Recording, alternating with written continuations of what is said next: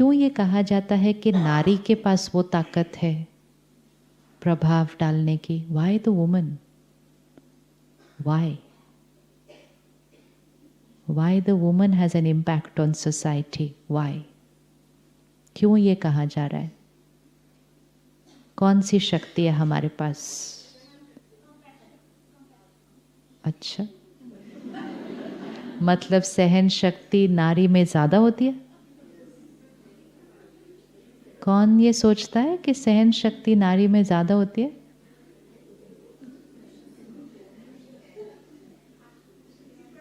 Compassion ज्यादा होता है? Yes? No, no, no. Soul के संस्कार हैं। वो आत्मा नारी के शरीर में हो या पुरुष के शरीर में हो, उससे फर्क कोई नहीं पड़ता है। You can find a woman who has zero tolerance power, छोटी छोटी बातों पे रिएक्ट कर रहे हैं, and you can have a man who has tremendous tolerance power. ये कभी भी जनरलाइज नहीं करना चाहिए इस तरह से। ये हर एक आत्मा के संस्कार होते हैं, जेंडर के संस्कार नहीं होते हैं ये। जिसका जैसा संस्कार, तो कोई आत्मा में सहन शक्ति ज़्यादा है, कोई आत्मा में सहन शक्ति कम है। It does not depend on the gender of the body. ये अलग बात है कि सोशल कंडीशनिंग ने हमें क्या सिखाया? चुप रहो। तो चुप रहना इज नॉट सहन शक्ति। मुख से चुप रहे और अंदर से बोलते ही गए, बोलते ही गए, बोलते ही गए, दिस इज नॉट कॉल्ड सहन शक्ति। तो सोशल कंडीशनिंग ने हमें क्या कहा? चुप रहो। तो हम चुप रहे। कहाँ से चुप रहे? यहाँ से चुप रहे।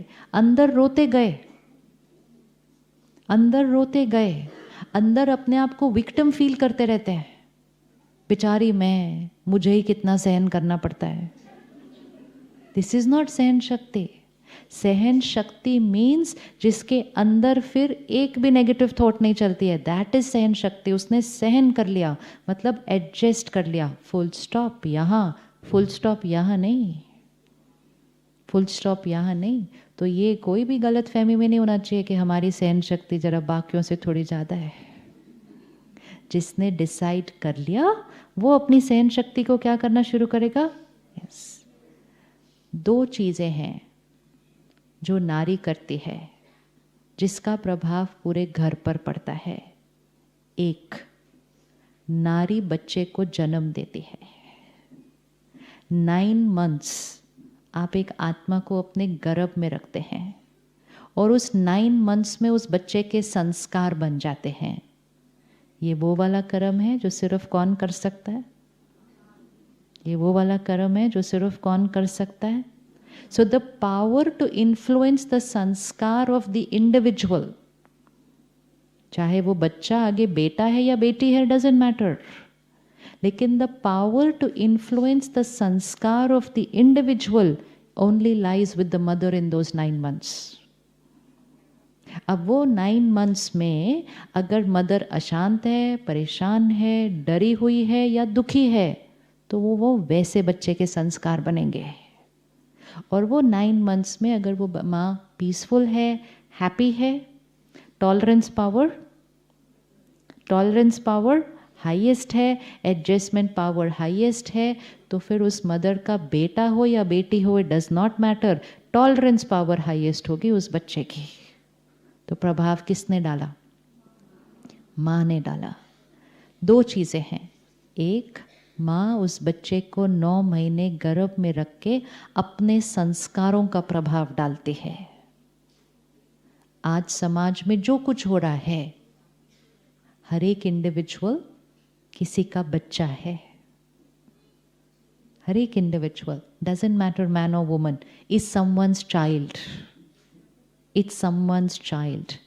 बहुत स्टडी हो रही है इस बात पे कि जो हम चीज़ 30, 40, 50 साल बाद भी करते हैं, या जो हमारी साइकोलॉजी बनती है, जो हमारी पर्सनालिटी बनती है, बहुत सारा कुछ उस 9 महीने में हो गया था। विच मीन्स उस 9 महीने में अगर किसी की जीवन बड़ी उतार चढ़ाव वाली रही और उस वजह से उसका मन भी बड़ा ऊपर नीचे रहा, तो हो सकता है उसके बच्चे का मन भी थोड़ा सा, क्योंकि डायरेक्ट प्रभाव। हम सब ने अभिमन्यु की कहानी सुनी ना, तो अभिमन्यु ने सिर्फ वो एक कहानी नहीं सुनी थी। वो कहानी हमें क्यों सुनाई जाती है?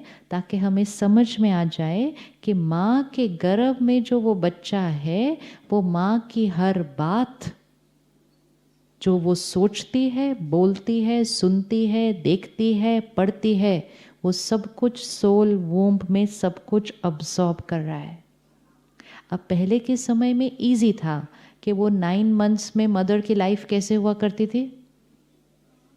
इजी इजी, हैप्पी हैप्पी रहो, अच्छी अच्छी चीज़ें पढ़ो, अच्छा अच्छा करो, इजी जीवन थी।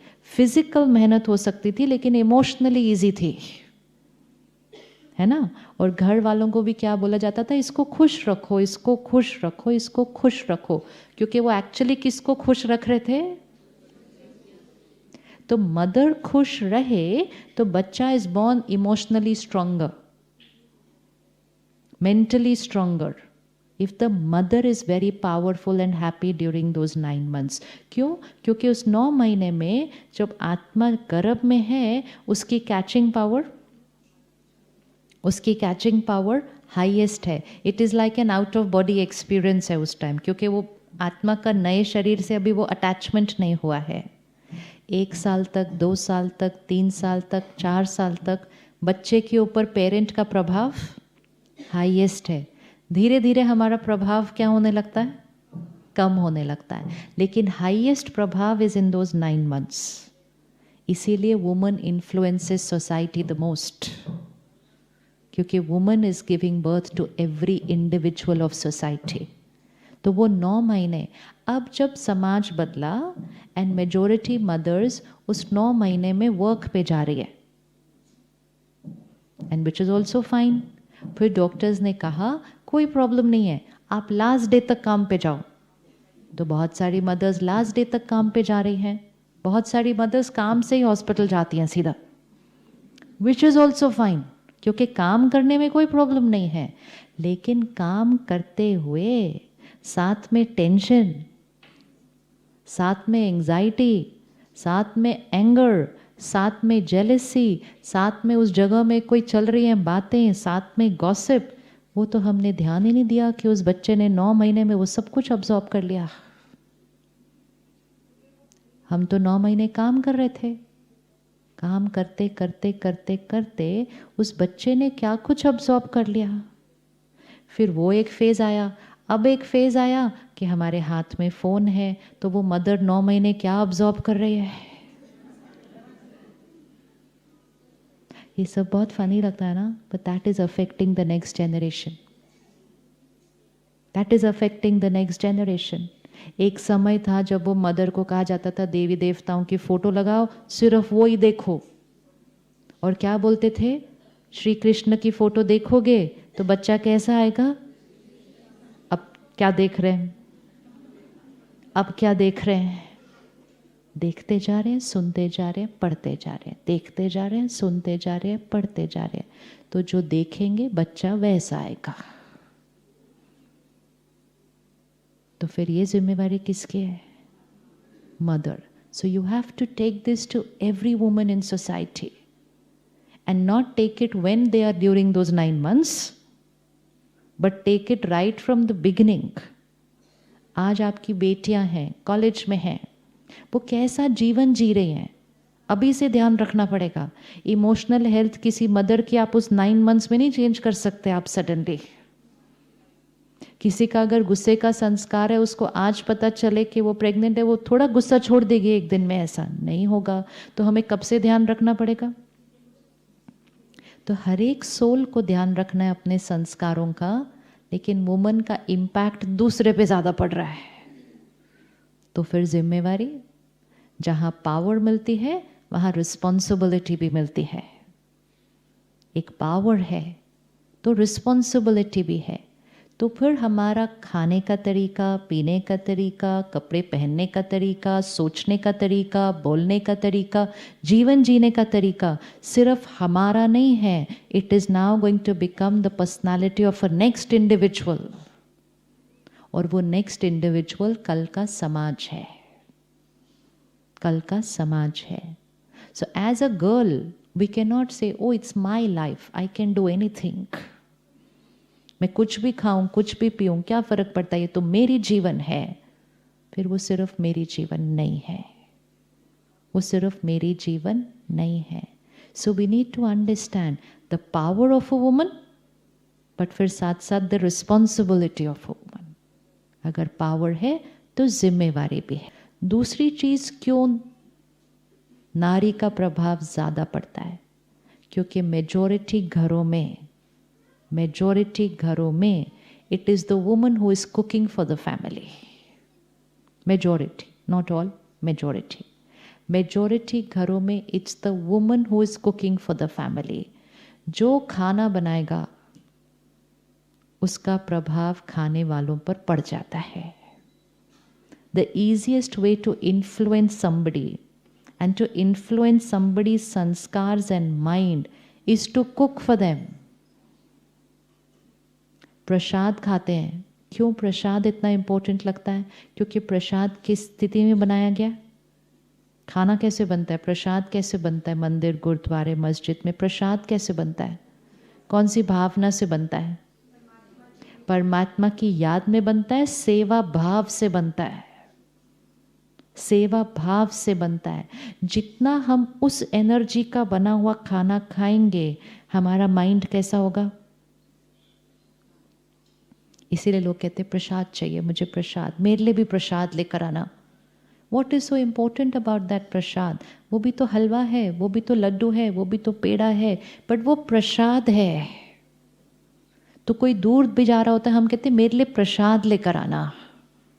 क्यों उससे मंगवा रहे हैं दूर दूर से प्रसाद? क्या है उसके अंदर? क्या है उसके अंदर? उसके अंदर वाइब्रेशंस हैं. उसको खाने से क्या होगा? उसको खाने से क्या होगा?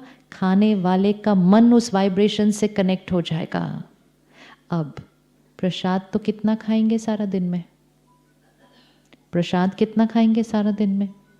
रोज तो प्रसाद मिलता भी नहीं है, लेकिन अगर रोज भी मिल जाए तो कितना प्रसाद खाएंगे सारा दिन में? इतना सा. बाकी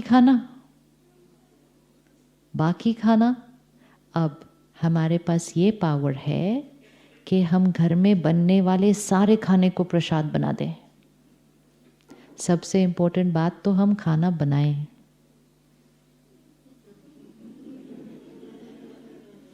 जितना जितना हमने खाना बनाना कम कर दिया, हमारा प्रभाव घटना शुरू हो गया है.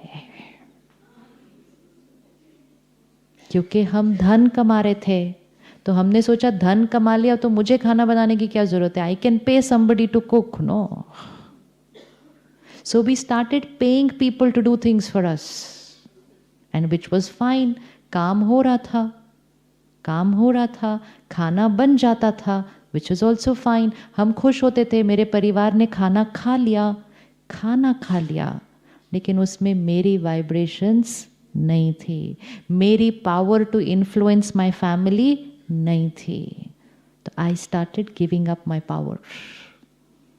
तो सबसे पहली बात तो, अगर हम अपने घर में शांति लाना चाहते हैं, अगर हम अपने बच्चों को इमोशनली स्ट्रांग बनाना चाहते हैं, तो अपने बच्चों को 3 टाइम अपने हाथ से खाना बना के खिलाना पड़ेगा. Nothing is going to come for free. Everything has a little effort in it. हम वो जनरेशन है जिसमें मेजॉरिटी हमने अपनी मम्मी के हाथ का बना हुआ खाना खाया 3 टाइम. हाथ उठाइएगा जरा. यस. और अब हम कह रहे हैं हमारे बच्चे आज ऐसे क्यों? क्योंकि उनकी मम्मी 3 टाइम खाना नहीं बना रही है उनके लिए. उनकी मम्मी कहती है क्लिक करो, ऑर्डर करो, आ जाएगा.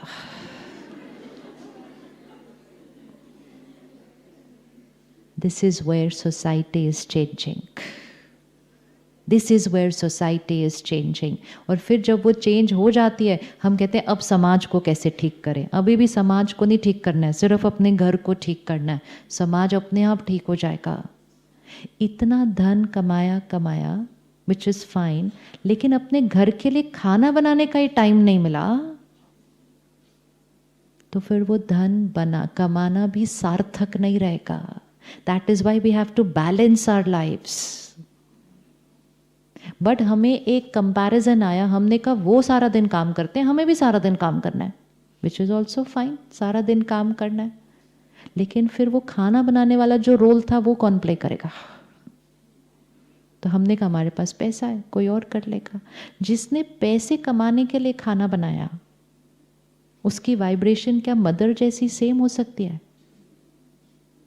हो सकती है, unless somebody is like family for you and is living in your house like family.